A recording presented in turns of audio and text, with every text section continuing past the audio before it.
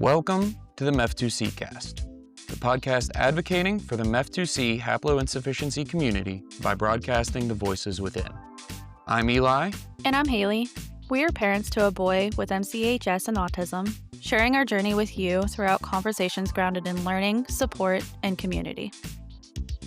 This is Advocacy Amplified. Do you have questions, comments, or a story to share? Want to be a guest on the show? Connect with the MEF2Ccast on Facebook, mef2ccast.com, or email us at mef2cast@gmail.com. If you enjoy the show, please support us by subscribing to the show on Apple and Spotify, leaving us a review, and following us on social media. You can also buy MEF2Ccast merch at our Shopify store, linked in the podcast description. The MEF2Ccast is for informational and entertainment purposes only. Views expressed are those of the hosts and guests and not necessarily of the podcast or its sponsors. This is not medical advice. Consult a healthcare professional for medical concerns.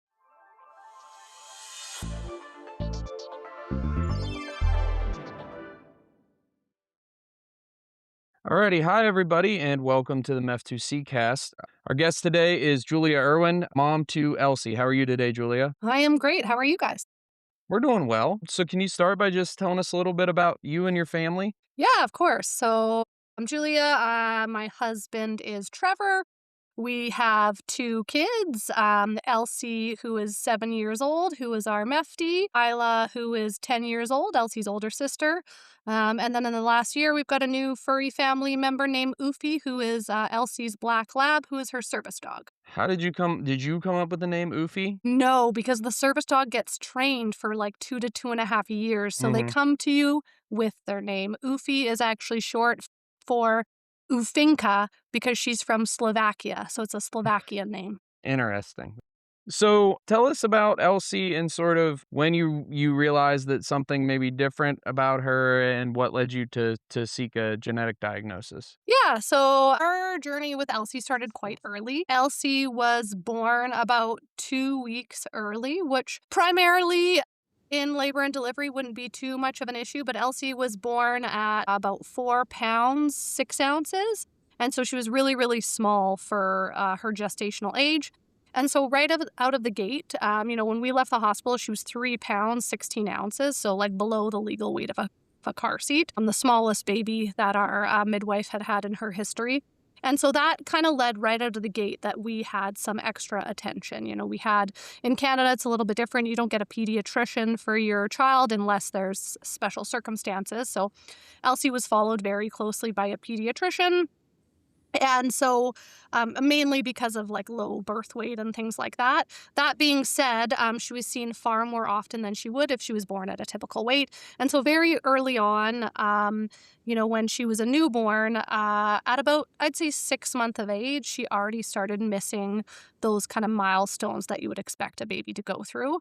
And so at that time, that led our pediatrician to go through some initial testing and look at some things, never finding anything wrong, never finding a diagnosis. And then at the age of about 15 months, Elsie had her first seizure. And so at about 15 months, that's still a normal range for things to be delayed for kids. She wasn't not meeting milestones. They were just very delayed. And so at that point, there wasn't a huge amount of concern. That being said, as soon as she had her first seizure, it was followed by a number of seizures quickly after that. And that kind of got us fast passed to a neurologist to see Elsie. And through that process, she was diagnosed first with epilepsy. And then we sought genetic testing after that. Genetic testing obviously gave her the MEF2C diagnosis. In and around the age of 18 months is kind of when we got her confirmed diagnosis, which I know is just because of the journey we were on earlier than what some people have. But yeah, once your child starts having seizures, it really kind of fast tracks that looking into why they're occurring. Yeah, well, and most of the people have gotten their diagnosis later because most of them are older and genetic testing wasn't as readily available as it is now. So a lot of the younger kids got their diagnoses really early than some of the other ones. Yeah, exactly. And I think it also depends country to country. Mhm. The genetic testing wait list for For Canada, in our specific city, was a 4-year wait to get Elsie genetic tested, and so we had to pay for private testing to get that completed. So I think it probably also depends on what country you're in, the availability of genetic testing, if you can afford to do it privately, so on and so forth. Yeah, definitely. So this is a little bit of a tangent, but if you said in Canada your children don't get a pediatrician unless they have some sort of like extenuating circumstance. So what do typical children? They just go to a regular family doctor? Or? They get a family physician that would follow them if they were, my daughter, my first daughter, Isla, typical kid, no medical conditions, no issues. So she gets followed by a family physician. Kids with special needs, and that can be anything, right? That could be a child with severe allergies or dietary restrictions, is followed closer by a specialist, which would be a pediatrician.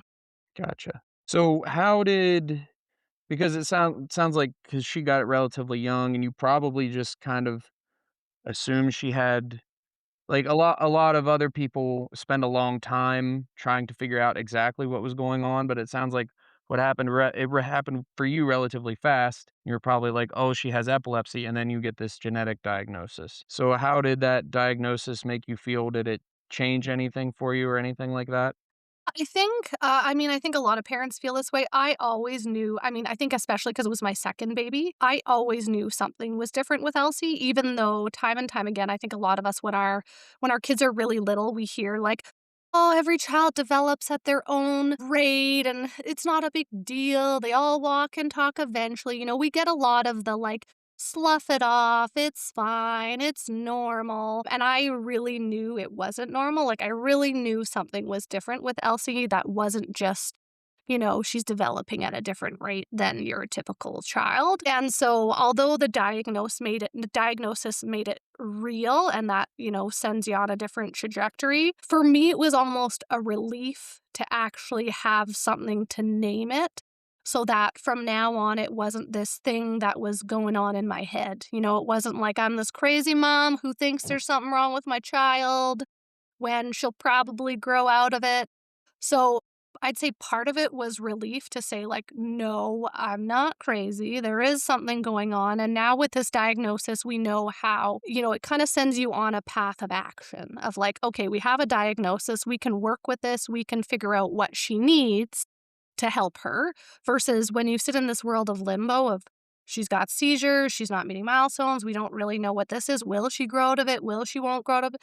There's a real lack of like knowing what to do because there's a lack of information of what's wrong with your child. So although it's difficult with your child having that diagnosis, because I think as a parent, you mourn what you thought it was going to look like, with two children, with two siblings, life as a family. I think we all probably go through somewhat of a grieving process of kind of just what we thought life would be like with kids and what it's going to be like. But it also was a relief to have a diagnosis and be able to move forward in a more action orientated way to figure out what resources she needed moving forward. Universally, every other mother or set of parents that we've talked to has the exact same story of and, a little bit of it might be, like, recency bias of, like, you get this diagnosis, and then you think back to all the things that you noticed that you can now attribute to this, but almost every mom says, like, "Yeah, I knew something was up from the very beginning," and every dad, including me, was like, "They'll grow out of it, chill out." And then it turns out that they were wrong and that the mom was right. So, I guess the moral of this podcast is to listen to your wife. But Exactly. so, how was your experience, like, actually receiving the diagnosis? Because that varies widely from, like, some people like, our experience was very positive. Our geneticist gave us what information he had and basically said this was our journey to go on, and some people get told that their kid will never walk and never speak in this really doom and gloom scenario. So how did it go for you? Yeah, I'd say for us, it went fairly positively. Like I said, we had to go through, we were lucky enough that just recently a private genetic clinic opened up in our city, like super recently. They had like just opened an office. They didn't really have a footprint yet. And so, kind of the interesting part of that was they couldn't really give us a formal diagnosis because it was this private geneticist that we paid for, what they could give us was the genetic results, but they couldn't confirm a diagnosis. I mean, really, when you read the genetic results, it did give us a diagnosis, and that was enough in our health system to utilize with practitioners and doctors and call it a diagnosis. So they call it like a research finding is what they call it versus a diagnosis. And so our experience was very positive. I would say because it wasn't in connection through our provincial healthcare, it was exactly as you experienced, kind of like this is your diagnosis, this is the information we have on it. Like go on your merry way, probably connect with her doctor and find out next steps, just because it wasn't through the formal pathways. So I'd say it was positive in that there was no negativity attached. That being said, as I'm sure you did, you go down a rabbit hole of research, knowing that those things could happen to your child, right? Knowing what their future may look like, what it may not look like. I'd say the one positive aspect we had is that with the research that already existed on kids with MEF2C, which, even looking back 5 years ago was less than it is now, we already knew that based on the research they had, Elsie was a bit of an outlier on the spectrum, right? Every diagnosis has a spectrum. Every diagnosis has, this is the kind of the worst case scenario for your child's future, and this is the best case we have on record. And Elsie kind of sat somewhere in the middle. She already was verbalizing, she already walked. And so there was a lot of things that led us to believe, although things were going to look very different for Elsie, her path was going to be a little bit different than most of the research they had already gathered on kids with MEF2. Yeah. What do you and your husband do? Were you able to, because like, a lot of the research or a lot of the information that exists is, like, in scholarly papers and things, like, it's really difficult for an average person to sift through all that, so are you guys in some line of work where you were maybe a little more able to sort of work through all that stuff, or were you just going off, like, other things you found? Nope, we did all the sifting, all the reading, all the summarizing, I'd say ourselves. So that's exactly what I mean by even 5 years ago, it was very different. Initially, the geneticist walked us through a little bit of the research that already existed, and then we did research on our own, combined with, I mean, I'm incredibly biased, but I probably have the smartest father on this planet who also did a ton of research to support us as well, and would be skilled in reading those type of papers and documents and providing us kind of what they mean, if that makes sense. Yeah. Well, and I think a lot of people get hung up when they try to read those things is they try to understand everything, and there is a lot of, like, when you just need sort of a functional understanding of one particular thing, you can kind of just read over it and try to pull out what you can, like, you don't have to understand everything in the whole paper. I think that's where a lot of people get tangled up too. Yeah, and I think you also have to decide what information will serve you and your child and what won't. I know for myself, one of the biggest reasons I don't have social media. I'm somewhat active in like the Facebook group, but not very active because initially when we got the diagnosis, I was really, really active, talking to any parent I could, connecting on that Facebook page, and then eventually I came to realize that although there is similarities with all our children, and it's great to have this formed partnership of us all kind of fighting for the greater good for our kids, all of our children are on their own paths. And at some point, you have to decide just to kind of follow your child's lead and nurture them with what they need on their own unique journey and stop living through everybody else's and trying to inform what your child's journey is going to look like from that. Yeah.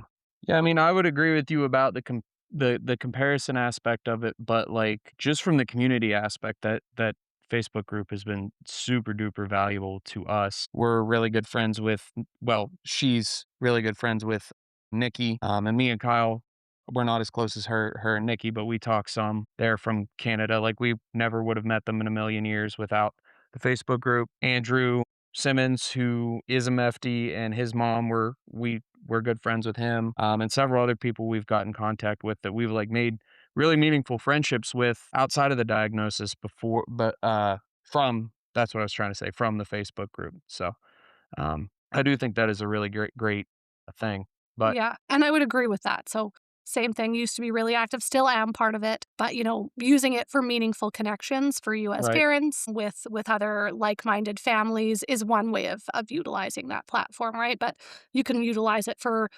multiple different scenarios. It's a big area of information sharing, of asking questions, and so I think I would not disagree with that. It was really great on my journey.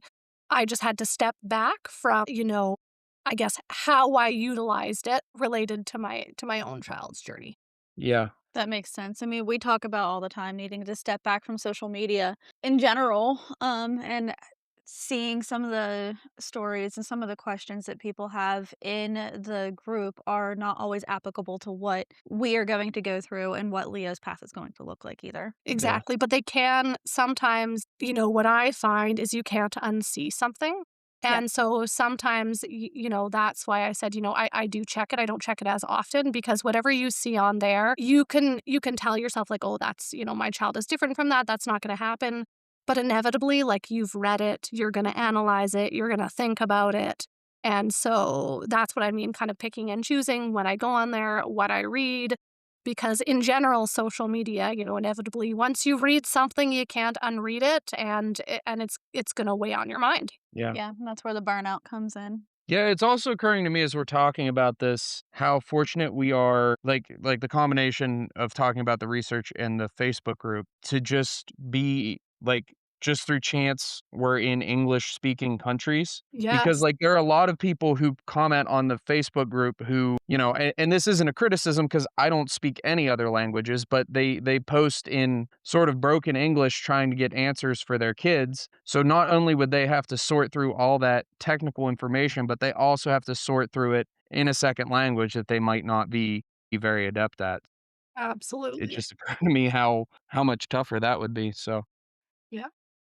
all the respect to them. So when you got this diagnosis, sort of how did your family process it and then move on from there? How did we process it? Well, um I am someone, I am of a very common reaction that like anything that would occur like this, I tend to go into what I would call as like action mode.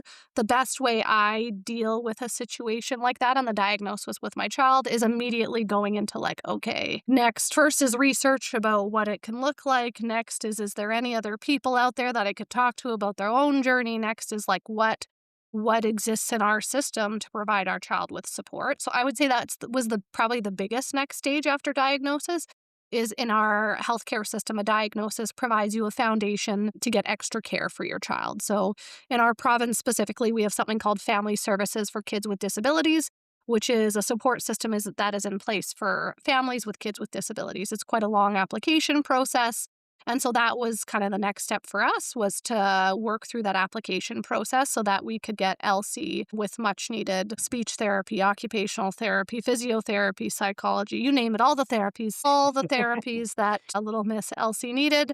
As any of us who did any research, early intervention is obviously one of their best chances at reaching their best possible development and potential, whatever that may be. So that was kind of the next step on our journey is navigating our own healthcare system to figure out how we could get Elsie connected with the therapy team and, still work with a therapy team now. Elsie's age 7. She's been working with a therapy team since she was 2 years old. In addition to that, I'd say navigating what would look different for Elsie as she turned 3 and went into what would be, a preschool age, but wouldn't be able to function in a typical preschool. And so figuring out what options were available for that, Elsie went to a special needs preschool in our city specific for kids like her, which we were very lucky to have close by.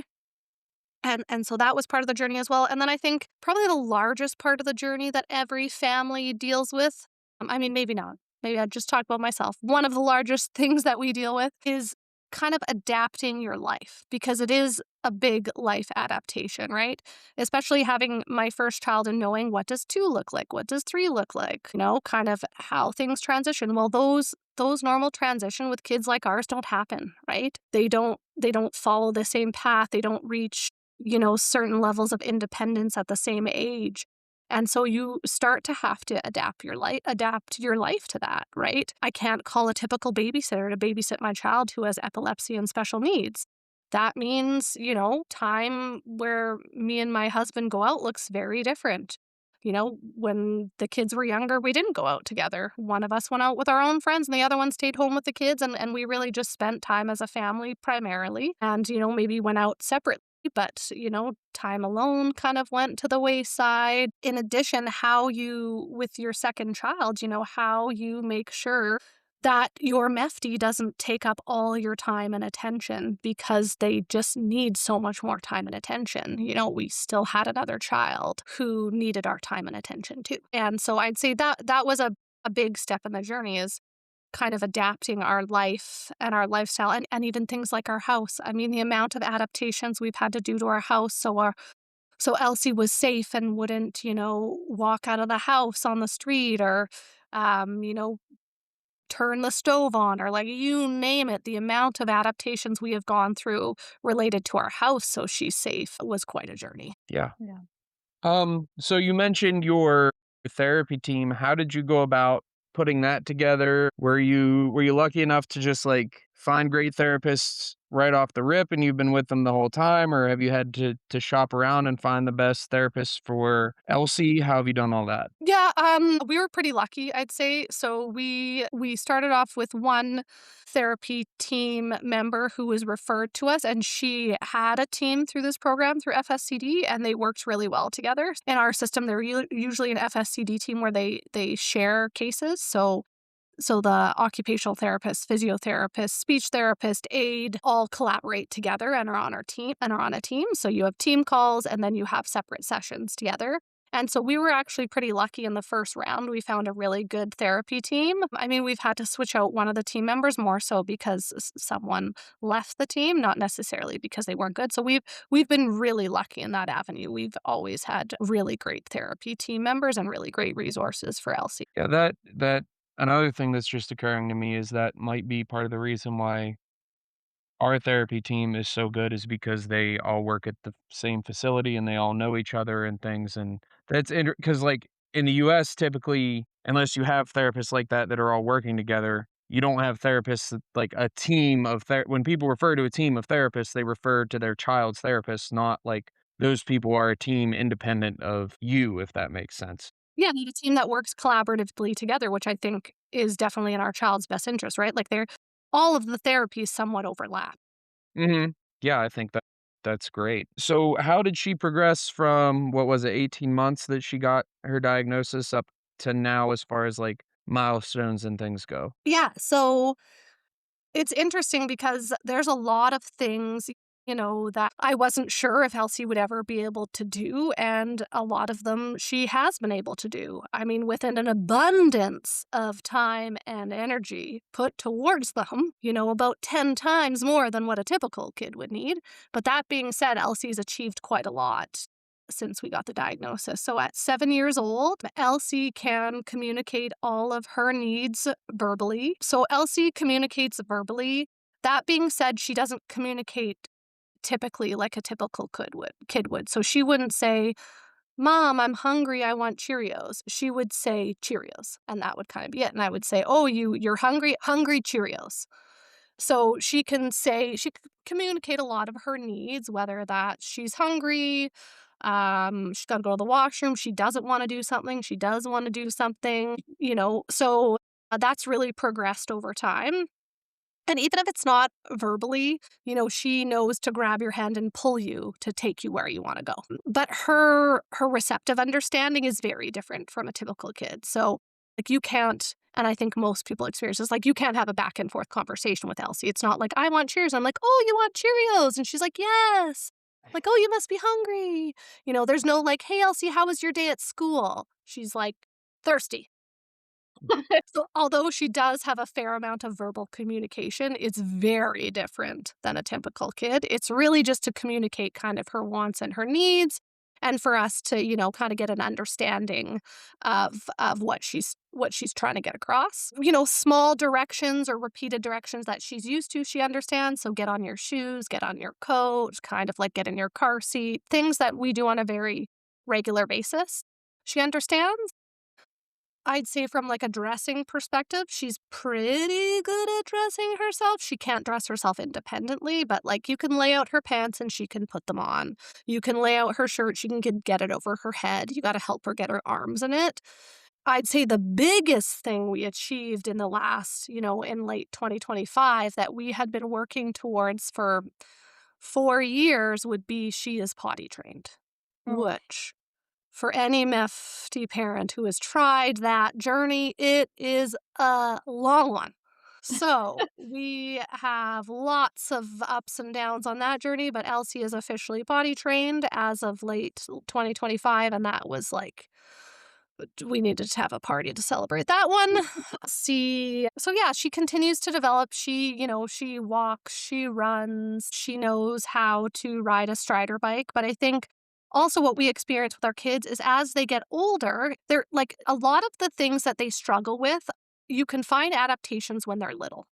As they get older, it gets a lot harder in my experience. So, your child can ride a strider bike. Well, guess what? Strider bikes are only made for little kids because older kids don't ride strider bikes. So you can find ways to adapt a bike and figure it out. Kind of like strollers, right? Strollers and bike seats are only made to a certain weight. Elsie's grown out of the bike seat now. So for us to go on a full family bike ride, we got to figure out something else. She doesn't fit in a chariot. She doesn't fit in a bike seat, but she can't ride a bike for a long period of time.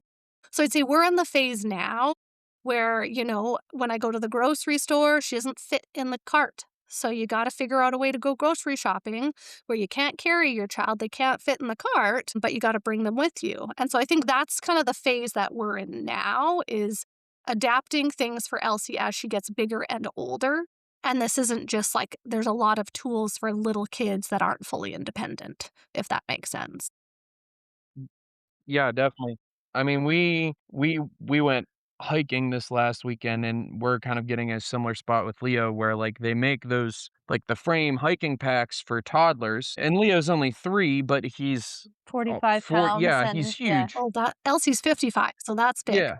Yeah. Yeah, so he's we took him in this frame pack, I'm not real confident. I have my hand on his foot pretty much the whole time, that way if he tilts either way, I can keep him in there, but, like, what are we gonna do in a year when we wanna go hiking? Like, I'll carry him on my back till he's 100 pounds, I don't care, but I need the equipment that to do so, and I'm not sure that that exists. Well, yeah, and we also got a new dog the past week, and we took the dog with us, so he was messing with the dog, so then I ended up with Leo on my back, which carrying a 45-pound plus a 10-pound, pack on my back is just with never doing it before was a lot for me too, so we'll have to figure something out. Yeah, Yeah.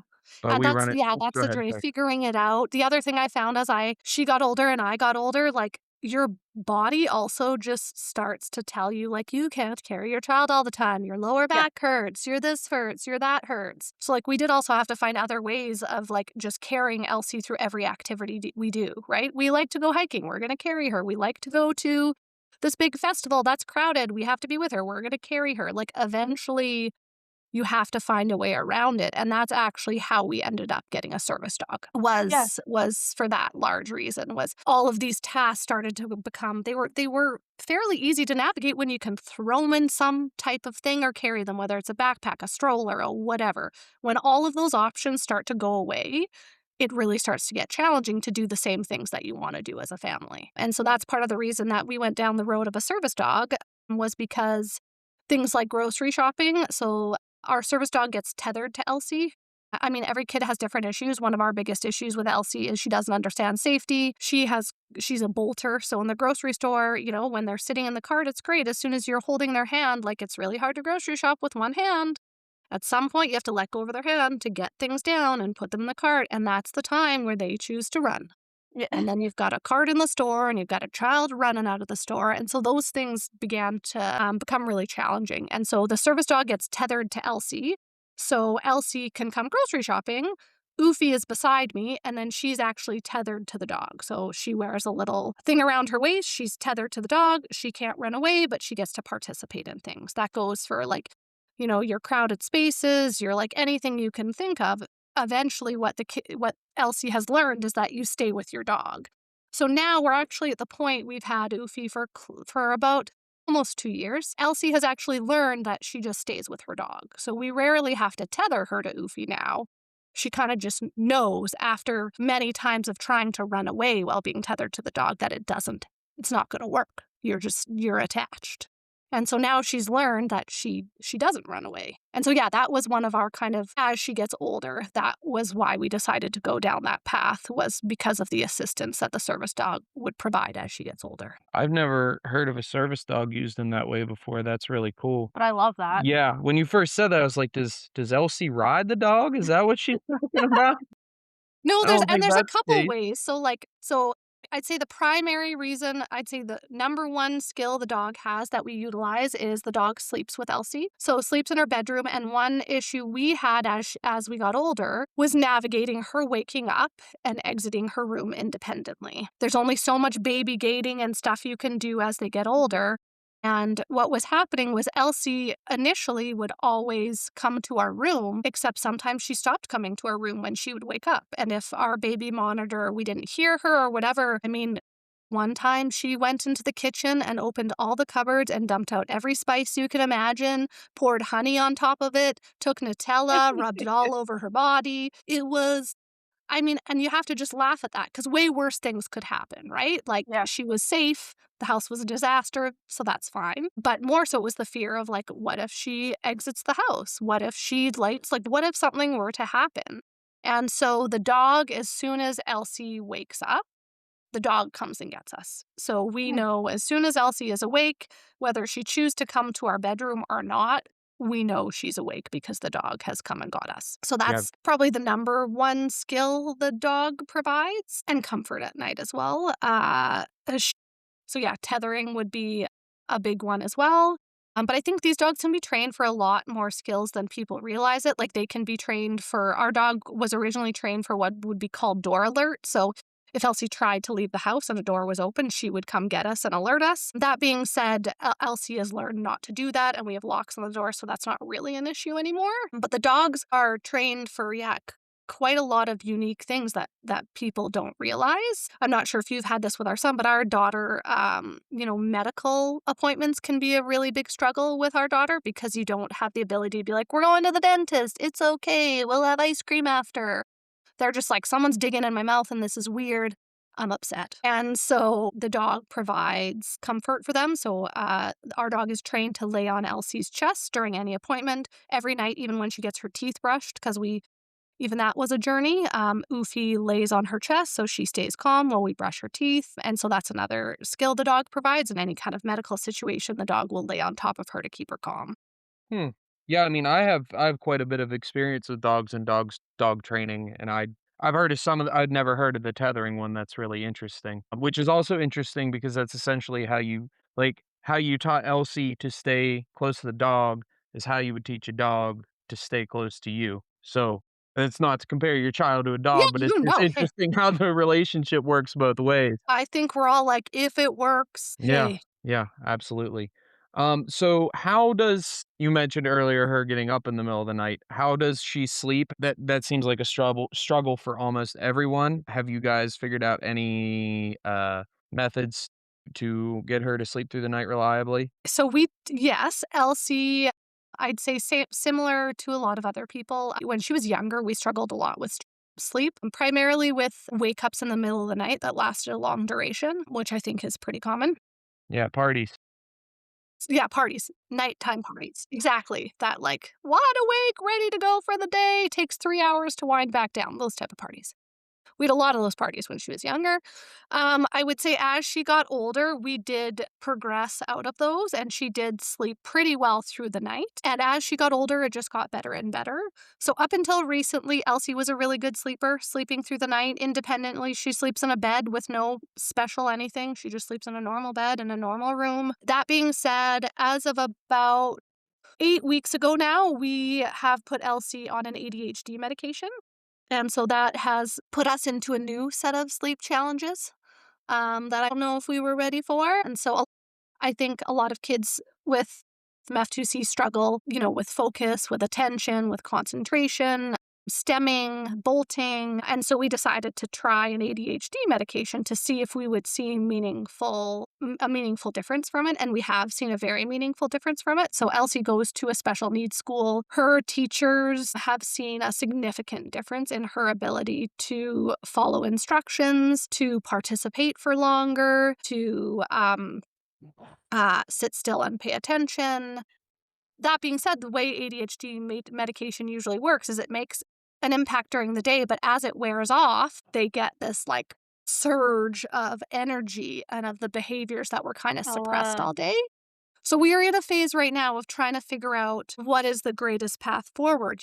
Her ability to pay attention better during the day, but us light our hair on fire at bedtime, or if there's kind of an alternative that we're going to look to as we continue to try this medication. Yeah, that's interesting. And this isn't a judgment against anyone who would wanna put their kid. I mean, I'm on ADHD medicine, so I can't say anything to anybody, but, like, in our experience, like, when Leo would be exhibiting those type of symptoms, normally there's, like, some sensory thing that he needs regulated that if we can figure out how to do that, that will alleviate a lot of those things. So I was kind of skeptical of that initially, like, upon hearing that, that just sounds like they would do all the things they normally do a little bit faster to me, but, it's interesting to hear that that's actually working for you. Yeah, and to be fair, like, we didn't think about using it until, like, Elsie's gonna be 8 in a month and a half. So, like, it was mentioned to us before, and it just didn't make sense at that time. It has made sense for us now because, Elsie is in a classroom with other kids. At the end of the day, Elsie's development also depends on her ability to pay attention Mhm. and actually take things out of the classroom and the therapy sessions. And so we always did start it just as kind of a testing it out, seeing what would occur. And I think what we've seen is the positive things that have occurred are Elsie's ability to actually pay attention more so she gets more out. We've seen an increase in verbal output since she's been on an ADHD medication. I think because she's able to focus better when we're talking to her. When she's trying to communicate something, she's able to participate more meaningfully at school as well. And so I still think there's a balance from exactly what you were saying. Like, I'd say those sensory needs for Elsie haven't gone away. We've just seen more meaningful participation and less, oh my gosh, I've lost the word right now. The behaviors that are difficult to control are things like bolting, right? Or taking your drinking water and taking your water and throwing it on the floor. So those are behaviors that are occur with Elsie that are very like she is runs away, she dumps things, she throws things. And what we've found is that the medication has really lessened her need to do that. Mhm. Yeah, that makes a lot of sense. Yeah, and I mean, we found even similar things when we put Leo on the leucovorin, like a lot of Yeah, the that's true. sensory things that he needed. So for each kid, it's just different. Speaking of leucovorin, have you guys gone down that path at all with like the 5-MTHF or leucovorin at all? Yeah, so Elsie is currently on not leucovorin, but the over the counter The version. 5-MTHF. Yeah, methylfolate, liquid form. We did get a prescription for leucovorin at one point. Elsie just swallows a lot of pills right now. Like, she takes morning epilepsy medication and evening epilepsy medication. We were adding that in, and then it was kind of at the time we were starting to think about trialing this ADHD medication, which also is a swallowable medication. It's very difficult to get your child to swallow all of Yeah. these things. And so kind of at that point, we just decided, you know what? The liquid methylfolate is working. She likes the taste of it. It is one less pill for us to figure out how to get her to swallow. We're just going to Yeah. stick with that for now. That makes sense. You can get the leucovorin compounded. That's how we do it for Leo. Does So it taste good though? yeah, it's a tutti frutti, Uh, flavor that they use, and it tastes good to me, so I think he likes it a lot too. Okay, Mhm, I yeah. also think though I would say what I have found through my journey is I think probably one thing maybe you do or you don't realize is you benefit greatly from being in the States. You have a much We do. larger access to Yes. things like this. So like the methylfolate that we currently use, we have to order and get in the States. Yeah. Mhm.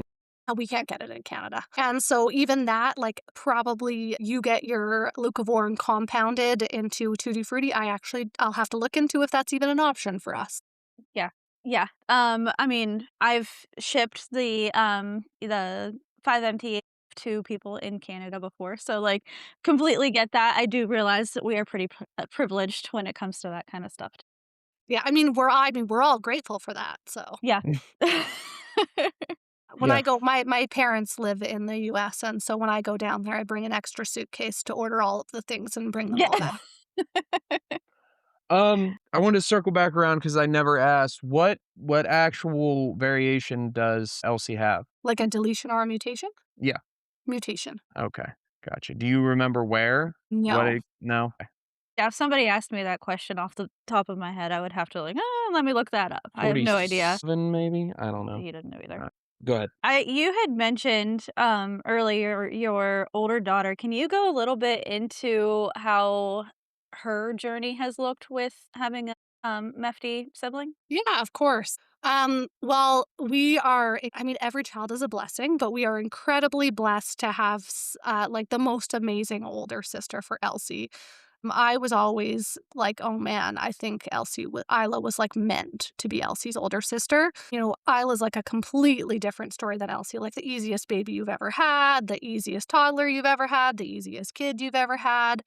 And so I'd say the journey for Isla has been pretty easy. And so that being said, we've had to be really cognizant as parents to make sure that we are also getting Isla what she needs because Isla is so not a needy kid. She is so happy just to help everybody else, to help her sister, to kind of not think about herself, to put everybody else first. And so we've had to work really hard to make sure that it's not all about Elsie all the time. Like it's also has to be about Isla too. And so I think we've been lucky to have a really positive journey with Isla. And I think that's just because Isla just by nature is like a caretaker. So like not only just Elsie, like she just got her babysitting certificate and all of our friends are like, "Oh my god, I would pay Isla to babysit my kids anytime." Like she is the best possible 10-year-old we've ever met. So she's just got a high level of maturity. She loves being kind of the big sister or the mom of the group. And so she loves taking care of Elsie. I think we've really seen a positive change in the last year that Elsie wasn't really interested in playing with other kids for the longest time, right? They're just interested in kind of doing their own thing alongside another kid. They're not interested in playing. And in the last year, Elsie has started becoming really interested in playing with Isla and doing things with her. And so Isla is just like elated that her little sister finally wants to play with her because she's been waiting a really long time for her little sister to want to play with her. And so they have a really, really lovely relationship. And even as I said, Isla took the babysitting course when she turned 10. And so much so, even that we have the ability to leave Elsie with Isla for about an hour at a time. That's how amazing Isla is with Elsie. Last time we left them alone, she painted her nails, did her hair, got her dressed up in a princess costume. And we came home and they're like having a fashion show. So it's been a really positive journey for Isla. We've always offered her resources to, I'd say, talk about what it's like being a big sister to a little sister with special needs. And she's never had any type of negativity around it. Like she's always really enjoyed being Elsie's big sister and always been a pretty fearless advocate of her little sister as well. I'd say I learn more from Isla than anybody else. My daughter's quite a big competitive gymnast, and very often I have to bring Elsie in to pick Isla up from gymnastics. And I don't know what your son's like, but Elsie is like, everybody has to know I'm here. I am Yeah. going to Mhm. hug strangers. I am going to touch everything. Like, there is no coming in and out. There is like, everybody knows I'm here. And so the other day I said, Isla, I'll just wait in the car with Elsie. Like, why don't you just come out when you're done? And she was like, no, I love it when you bring Elsie in. She makes everybody so happy and everybody gets a hug. She wants me to bring her sister to pick up because she thinks that, the behaviors that she exhibits, that she comes in and hugs everybody and is loud, she just thinks that's so awesome and everybody just loves that. Yeah, well, I mean, everybody does, you know what I mean? For the most part, in my experience, like, not just with Leo, like, other people we've talked to, like, they have a light about them that is just and a sort of joy that's really infectious, and it rubs off on people. Yeah. Yeah, Yeah. exactly. I'd say that's the biggest thing I've heard my child described as is like, if there was like a definition of joy, Elsie would be it. Like she's just like happy all the time. Even when you're like, oh my gosh, please go to sleep. She's like, oh, this is so nice. Yeah. Yeah, we say Leo's the vibes guy, like, it's not about what he's doing, it's about how he's feeling, and, like, no matter what we're doing, as long as he's relatively comfortable, he doesn't have any, like, immediate needs that need met, he's just chill, and you can have a good time doing just about anything with him. That's awesome. Yeah. Yeah. How about so her seizures, were you able to get those under control relatively easily? How has that looked? Yeah, we had a bit of a journey with that.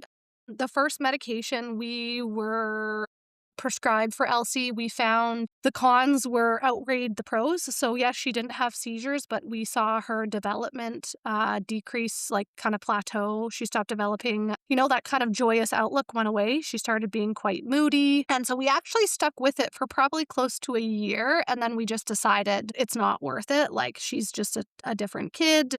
Her development has stalled. And so we took her off that medication. And for probably 2 years, we managed with an emergency medication. That would be if we saw any signs of a seizure, we would give her this medication. That being said, that was too difficult of a journey because, too many times Elsie woke up in the middle of the night with a seizure that we couldn't prevent. And kind of just over time, what we realized is like, at least I realized I couldn't live in a world where I just at all times was paranoid that my child was going to have a seizure in the middle of the night. And so I ended up doing a lot of research and we found a different medication that doesn't have the same side effects. And so Elsie's been on that medication for quite some time now and she's been seizure free since she's been on it and we don't see any adverse things from that medication as we did the first one. Yeah, that's great. Is the service dog trained for seizures too, or? Well, that's the joy of a service dog. Anyone who knows anything about well-trained dogs is their training goes hand in hand with it being something that they experience over and over and over again. So when your child stops having seizures, you can't really have a dog trained for seizures if your child doesn't have a seizure for 4 years because the dog just eventually loses the skill. And so initially, yes, the dog was going to be trained for that. But over time, it just didn't make sense every 2 days, us, doing practice scenarios with the dog for a likely scenario that's not going to happen now that she's on a medication. Understood. Yeah. Yeah, that makes a lot of sense. Yeah. Yeah. So you talked about a little bit earlier, but as far as like advocating for Elsie and like going through the channels of your province to get the resources, how has all that been? Has that been difficult or complicated? And what province are you in, if you don't mind saying, just Alberta. or okay, gotcha. Yeah. Yeah, I'd say some things were easy and some things were difficult. I'd say getting initial resources like therapy team and stuff like that together was fairly simple. That being said, as Elsie gets older, it takes a lot more advocation to keep those resources as the system that we work in really believes in early intervention and is really built around a lot of the diagnoses that you'd be very familiar with. So things like autism. Is one of the more common diagnoses. They know that with early intervention, these kids can likely eventually be streamed back into a typical classroom with a small amount of support. And so if you have a child that develops at a much slower rate and needs ongoing support as they continue to develop, in my experience, it becomes harder and harder to advocate for those supports as they get older because the system is really set up for young kids. And so I'd say initially it was quite easy. Now we find ourselves having to advocate more and likely have to probably move towards less of a purely public approach. We're going to have to privatize some of her therapy in the future. And when it comes to other things, I'd say some things we've had to advocate more in our system. Any type of specialty has quite a long wait list. So, for example, when she started having seizures, we got put in a wait list for a neurologist and she kind of kept having seizures. And I just kept pushing and pushing and pushing until our pediatrician was actually able to call the neurologist directly and say, I actually think you need to see this child right away. So in some avenues, it's been pretty easy. And then in other avenues, it does take a lot of advocation. And that's from like the littlest things. Like I've learned a lot about going to appointments with Elsie. We had some really, really terrible initial appointments, from a dentist appointment where they couldn't get what they needed done. So they got two other people to hold her down while she was screaming. And those type of appointments take 9 positive appointments to work the child out of the one negative appointment. Mhm. And so those are the areas I've really learned to advocate is like, now I know what does and doesn't work for Elsie. Now I'm like, we're going into the dentist, we're getting what we can get done, and what we don't get done, that's fine.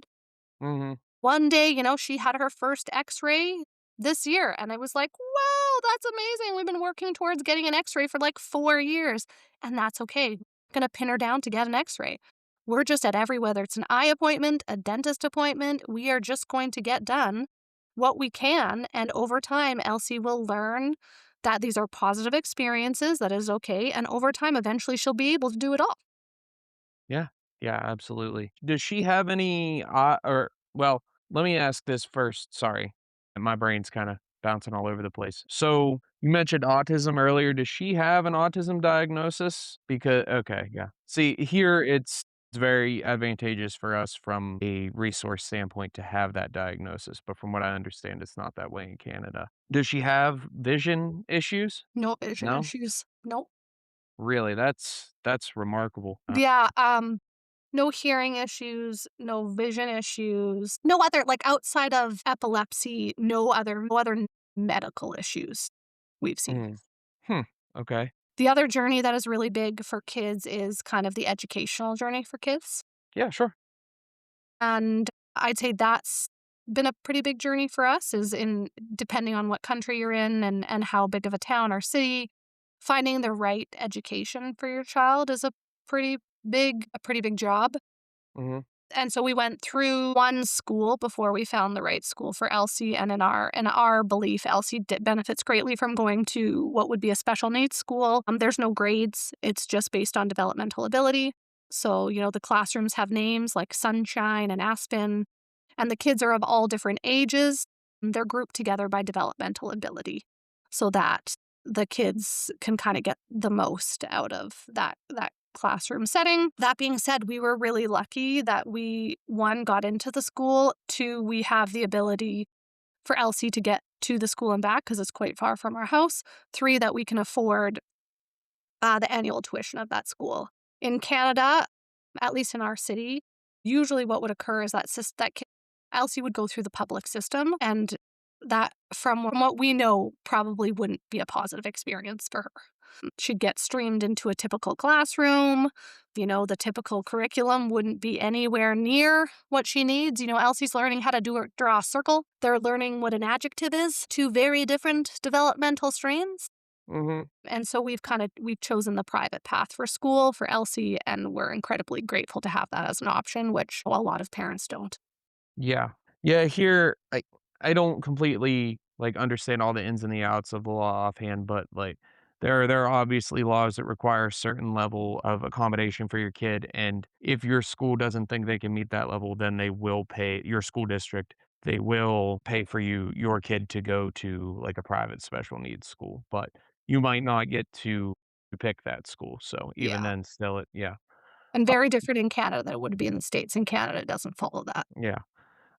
So what I guess these are kind of the two closing questions we like to ask everybody. So what would you say is like the hardest part of being a mom to someone with or a parent to someone with special needs that like someone on the outside might not see? Because like there's obviously all the things like seizures and taking them to the grocery store, but there's a lot of things that you notice that someone on the outside might not. And then sort of to the inverse, what good things are there that are sort of the same way? Yeah, I think Julia's going to get emotional at that question. Probably the biggest challenges that people don't see are, especially at the phase we're in now, that a lot of our friends have kids the same age as our kids. And so our friends are starting to reach a level of independence, right? You get your, for lack of a better description, life back, right?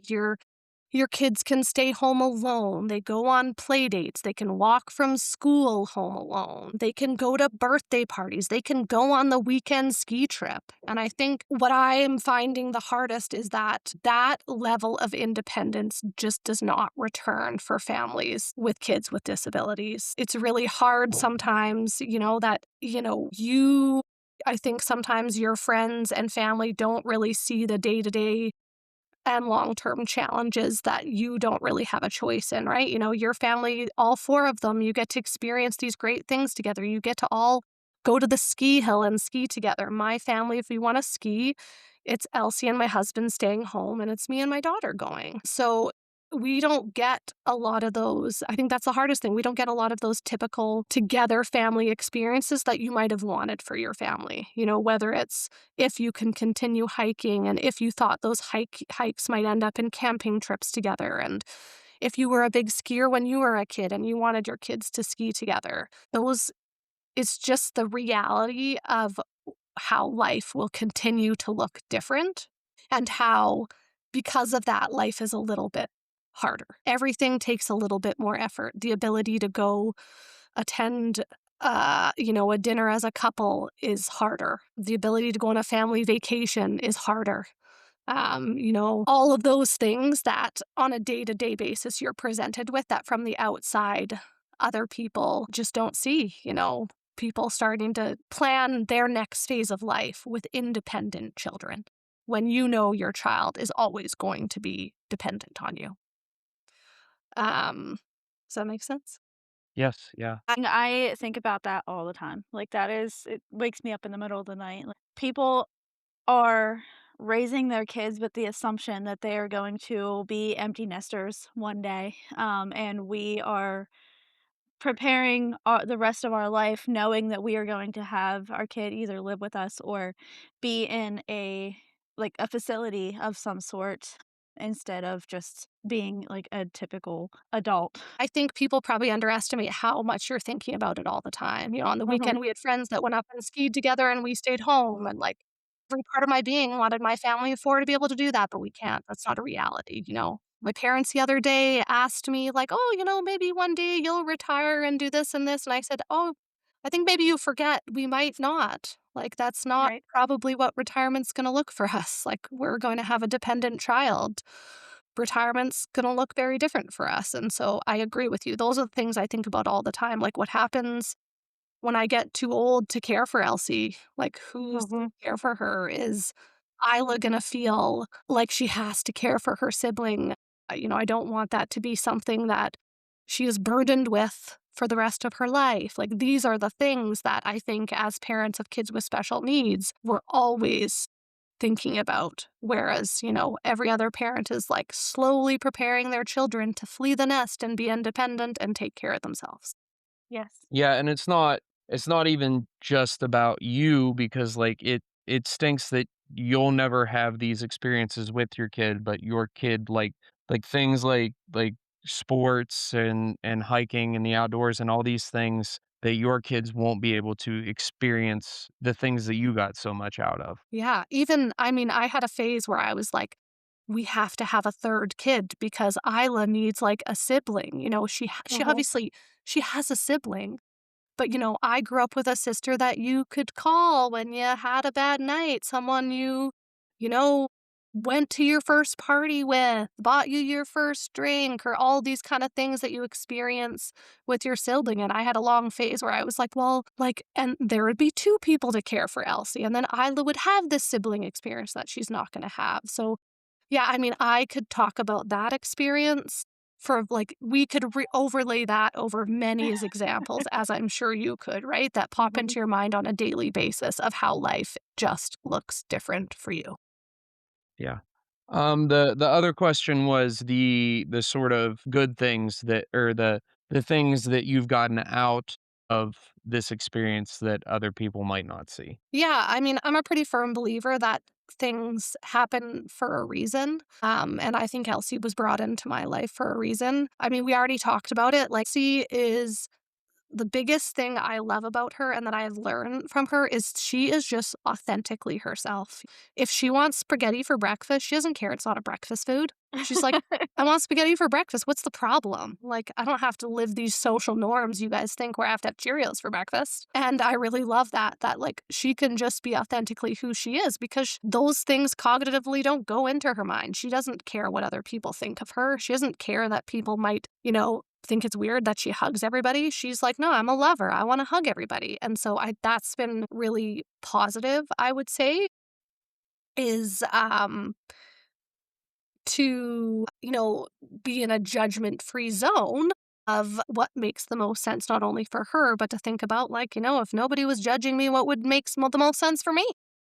Mhm. In addition, it has taught me more patience than I ever would have had without her. I think I am a better person because of her, provides you a different lens on the world. Like, I think you become way more empathetic to other people's situations after experiencing a child with a disability yourself. And so that's really positive.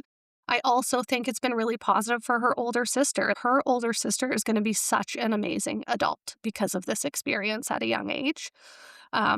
She's going to be so much more open minded to individuals like Elsie, so much more empathetic compared to her peers who didn't have that experience. And then in general, I would say I'm a very fast paced person. Having Elsie has really forced me to slow down.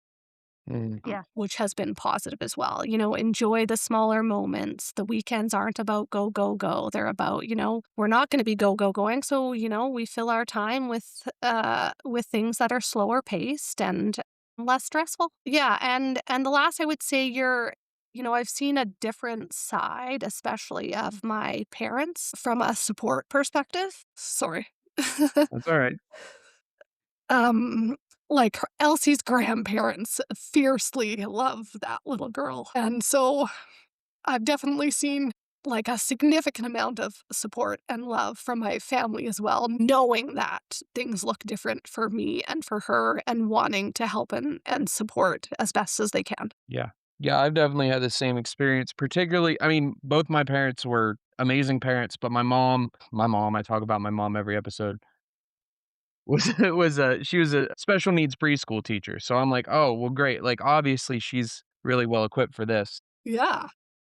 My dad was a great parent, but doesn't have a whole lot of experience with this, but he has been The best so time. he picks Leo up from school every Friday because he's retired now and takes great care of it, and, just I don't know what I expected, but he has exceeded those expectations, and that's really important to me because I still am really close with my dad's dad, and I remember, like, what it was like when Pap would pick me up and we'd go fishing after school and things like those are some of my fondest memories, and so that Leo's gonna have that same thing is really incredible. Yeah. And I mean, he's able to look at Leo and know what he needs. Like without Leo making a noise. And that's super special for, I'm sure, any mom to be able to know that somebody else is able to look at your kid and understand that he's hungry just by looking at him, you know? Yeah. I So, also think, at the beginning of the podcast, you mentioned, like, the wives, like, know something is up mhm. and the husbands are like, "Ah, it's fine. We're gonna go with the flow." And I would say I've had a similar experience with my father and Elsie's grandparent. And I think part of that is because as females, we are so, like, in tune to, like, what is the process? What do we do? What is the list of things that this kid is supposed to follow? My both her grandma and her grandfather are wonderful, but what I've seen from her grandfather that I didn't expect is he's just like, "Oh, yeah, just whatever else he wants to do, we do." Right? There's not, like, a list of things. There's not, like, "What activity are we gonna participate next?" He's like, "Oh, she wants to do this, we're doing that. She wants to do that, we're doing that." Like, I just kinda follow her lead and we have a great time, which I think sometimes the males are a little bit better at than us females who, we Yeah. like to be scheduled and in order. And so similar thing, my dad, spends quite a lot of time with Elsie and is just so amazing with her. Yeah, that's awesome. We love to hear it. Alright, well, thank you so much for your time, Julia. As always, our listeners can contact us on Facebook, mef2cast.com, mef2cast at mef2cast.com. If you have a question, comment, concern, if you wanna come on the show. Check out our Shopify link if you want to buy a t shirt. And thank you so much to everybody for listening. Thank you.